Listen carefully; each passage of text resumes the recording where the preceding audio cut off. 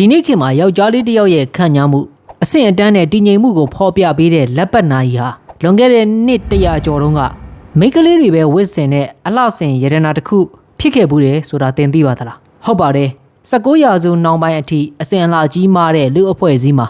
ယောက်ျားစစ်စစ်တစ်ယောက်ဆိုရင်တရေအင်ကြီးအိတ်ကက်ထဲရွှေကြိုးနဲ့ရှိတ်ဆွဲထားတဲ့အိတ်ဆောင်နာရီမျိုးကိုပဲကင်ဆောင်ကြပါတယ်အဲဒီကာလကလက်မှာလက်ပတ်နာရီပတ်ထားတဲ့အမျိုးသားတစ်ယောက်ကိုမြင်ရင်တော့လူတွေကမိမဆန်လိုက်တာအသုံးမကျတဲ့အလှဆင်ပစ္စည်းကိုပတ်ထားတယ်လို့လောင်ပြောင်တယော်ခဲ့ကြဘူးပါတယ်ဒါပေမဲ့ဒီလိုမိမဆန်တယ်လို့တစိမ့်ကတ်ခံခဲ့ရတဲ့အသုံးဆောင်တစ်ခုဟာသွေးချောင်းစီးတဲ့စစ်မြေပြင်တွေအသက်ရှူမားလောက်เสียလေချောင်းပြန်တန်းမှုတိုက်ပွဲပေါင်းများစွာကိုဖျက်ဆီးရင်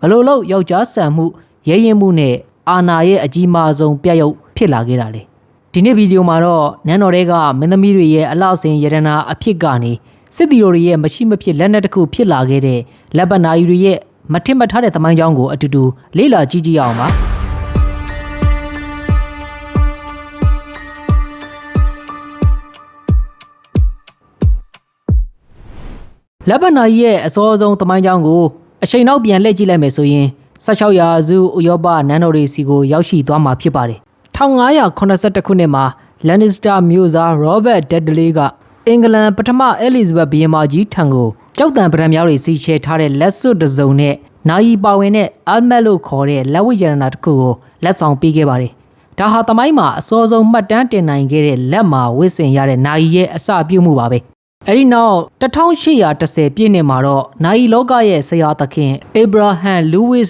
ဘရီဂေးကနေဘက်စ်ဘီယမကာရိုလိုင်းမိုရက်အတွက်တီးတန့်အော်ဒါမှယူမှုအရာ Brigade Number 2639ဆိုတဲ့နာယီကိုဖန်တီးပေးခဲ့ပါတယ်ဒါဟာတမိုင်းမှာပထမဆုံးအကြိမ်လက်မှာတီးတန့်ပတ်နိုင်ဖို့ရည်ရွယ်ချက်နဲ့ပြုလုပ်ခဲ့တဲ့နာယီဖြစ်ပါတယ်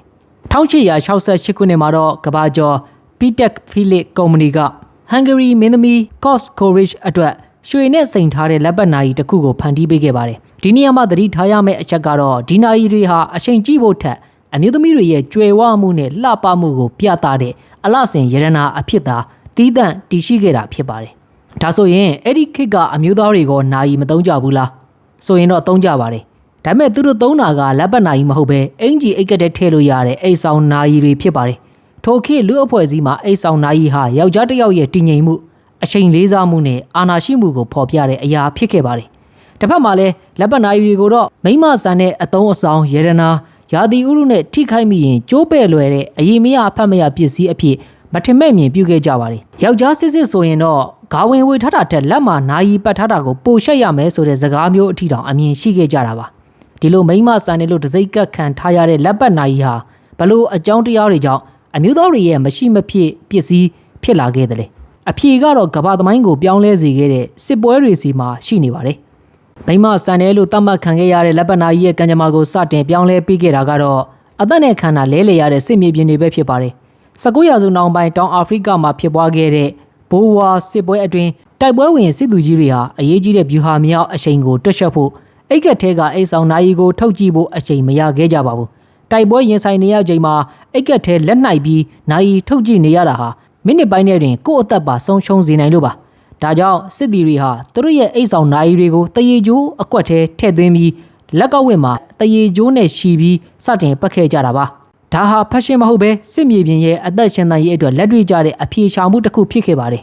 စစ်မြေပြင်အပြင်လက်ပတ်နာရီသမိုင်းကိုထာဝရပြောင်းလဲပစ်ခဲ့တဲ့နောက်ထပ်နယ်ပယ်တစ်ခုကတော့လေကြောင်းလောကပဲဖြစ်ပါတယ်1904ခုနှစ်မှာဘရာဇီးနိုင်ငံသားကဘာကျော်လေတရေအယ်ဘက်တိုဆန်တိုစ်ဒူးမွန်ဟာသူ့ရဲ့မိတ်ဆွေဖြစ်သူပြင်သစ်နာယီဖန်တီးရှင်လူဝစ်ခါတီယာထံစကားတစ်ခုတိုင်ကြားခဲ့ပါတယ်အဲ့ဒါကတော့လေရင်မောင်းနေချိန်မှာလက်နှစ်ဖက်စလုံးကထိန်းချုပ်မောင်းတံကိုကင်ထားရတဲ့အတွက်အိတ်ဆောင်နာရီကိုထုတ်ကြည့်ဖို့လုံးဝမဖြစ်နိုင်ကြောင်းနဲ့ပြန်တန်းချိန်ကိုတိတိကျကျသိဖို့ခက်ခဲနေကြောင်းပဲဖြစ်ပါတယ်ဒီပြဿနာကိုဖြေရှင်းဖို့အတွက်လူးဝစ်ခါတီယာဟာအထူးဒီဇိုင်းထုတ်လုပ်ထားတဲ့4000ပုံစံတရေကျိုးပါဝင်တဲ့ Santos di Cartier ဆိုတဲ့နာယီကိုဖန်တီးပေးခဲ့ပါတယ်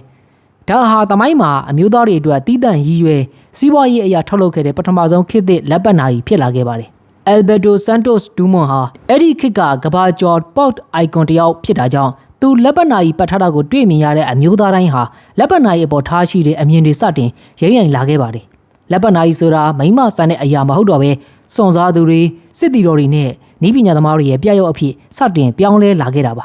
ဒါပေမဲ့ဒီအပြောင်းလဲဟာလူနည်းစုဂျာထဲမှာပဲရှိနေသေးတာဖြစ်ပြီးကမ္ဘာပေါ်ကအမျိုးသားတိုင်းလက်ပတ်နာရီစတင်ပတ်စင်လာဖို့အတွက်ကမ္ဘာစစ်ပွဲကြီးတစ်ခုစတင်ဖို့လိုအပ်လာခဲ့ပါတော့တယ်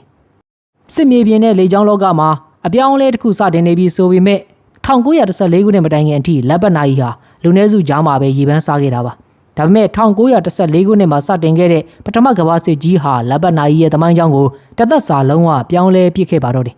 ပထမကမ္ဘာစစ်ရဲ့အဓိကစစ်ပွဲပုံစံဟာ trench warfare လို့ခေါ်တဲ့ကျင်းအောင်စစ်ပွဲပုံစံဖြစ်ပါတယ်ဒီစစ်ပွဲမှာအနိုင်ရဖို့အတွက်အရေးကြီးဆုံးအရာကတော့အချိန်တစ်စက္ကန့်မလွဲဗျူဟာမြောက်ပြစ်ခတ်တိုက်ခိုက်နိုင်မှုပဲဖြစ်ပါတယ်အမြောက်တပ်တွေကရန်သူစတူရန်ကွက်ကိုပြစ်ခတ်အပြီးတစ်စက္ကန့်မလွဲပဲရှေလင်တပ်တွေကျင်းတွေကခုံထွက်တိုက်စစ်ဆင်ရတဲ့ creeping barrage ဗျူဟာတွေမှာစစ်တီတိုင်းအချိန်တစ်ပြိုင်တည်းကိုက်ညီနေဖို့မရှိမဖြစ်လိုအပ်လာခဲ့ပါတယ်စစ်မြေပြင်ရွှွန့်နှုံတွေတနက်တန်တွေအမြောက်တန်တွေကြားမှာအင်ဂျီအိတ်ကတဲ့လက်နိုင်ပြီးအိတ်ဆောင်နာရီထုတ်ကြည့်ဖို့ဆိုတာလုံးဝမဖြစ်နိုင်တော့ပါဘူးဒါကြောင့်စစ်တပ်အာဏာပိုင်တွေဟာစစ်တီတော်တိုင်းကိုလက်ပတ်နာရီဝတ်ဆင်ဖို့စတင်တာဝန်ပေးခဲ့ကြပါတော့တယ်ဒီလိုနဲ့စစ်ပွဲအတွင်း Trump Watch လို့ခေါ်တဲ့ကျင်းအောင်စစ်ပွဲသုံးလက်ပတ်နာရီတွေထွက်ပေါ်လာခဲ့ပါတော့တယ်ဒီနာရီတွေဟာအရင်ကအမျိုးသမီးတွေဝတ်ဆင်ခဲ့တဲ့နာရီတွေနဲ့လုံးဝမတူတော့ပါဘူးစစ်မြေပြင်တန်းကိုခံနိုင်အောင်မှန်မကွဲနိုင်တဲ့နာရီမျက်နှာပြင်တွေညဘက်အမောင်ထဲမှာအချိန်ကြည့်နိုင်အောင်ရေဒီယံဓာတ်ရောင်ကြီးသုံးအနုမြူလက်တံတွေနဲ့နာရီမှန်ကိုကာကွယ်ပေးထားတဲ့တန်စကာကွက်တွေတက်ဆင်လာကြပါတော့တယ်လက်ပတ်နာရီဟာအလှဆင်ရတနာတစ်ခုမဟုတ်တော့ပဲစစ်တီတော်တအုပ်ရဲ့စစ်ဝတ်စုံတနက်ဓမြောင်တွေလိုပဲအသက်ရှင်နိုင်ရေးအတွက်မရှိမဖြစ်စစ်သုံးလက်နက်တစ်ခုဖြစ်လာခဲ့ပါတော့တယ်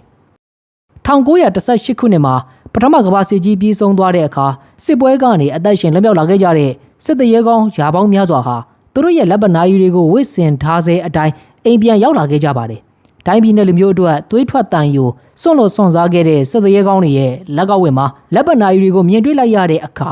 လူအဖွဲ့အစည်းရဲ့အမြင်ဟာတညရဲနဲ့ဇောက်ထိုးမိုးမျောပြောင်းလဲသွားခဲ့ပါတယ်။လက်ပတ်နာရီဆိုတာမိမဆန်တဲ့အလှဆင်ပစ္စည်းမဟုတ်တော့ပဲစစ်တရေကောင်းဆန်မှုရဲရင်မှုယောက်ျားရဲမကြီးဖြစ်မှုနဲ့တာဝန်ကျေပွန်မှုရဲ့အကြီးမားဆုံးပြရုပ်ဖြစ်လာခဲ့ပါတော့တယ်စစ်ပွဲအပြီးထွက်ပေါ်လာတဲ့မျိုးဆက်တွေယောက်ျားတိုင်းဟာစစ်တရေကောင်းတွေလိုခံညာရဲရင်ကြောင်ပြသခြင်းကြတဲ့အတွက်အိတ်ဆောင်နာရီတွေကိုစွန့်လွတ်ကြပြီးလက်ပတ်နာရီတွေကိုဂုံယူစွာစတင်ပတ်စင်လာခဲ့ကြပါတော့တယ်နန်းတော်တွေကမင်းသမီးတွေရဲ့အလှဆင်ရတနာအဖြစ်ကနေစတင်ခဲ့တဲ့ဒီလက်ပတ်နာရီဟာ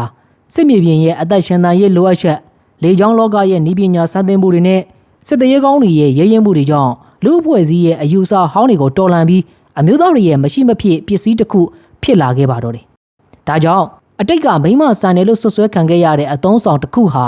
ဒီနေ့ခေတ်မှာတော့ယောက်ျားဆန်မှုခံညားမှုနဲ့အဆင့်အတန်းရဲ့အကြီးမားဆုံးပြရုပ်တစ်ခုဖြစ်လို့နေပါပြီ။နောက်တစ်ချိန်သင်လက်ပတ်နာရီကိုကြည့်လိုက်တိုင်းဒါဟာရိုးရိုးအချိန်ကြည့်အောင်တစ်ခုတည်းမဟုတ်ပဲတမိုင်းတစ်လျှောက်အယူအဆတွေကိုတော်လှန်ခဲ့တဲ့ပစ္စည်းတစ်ခုဆိုတာသတိရလိုက်ပါ။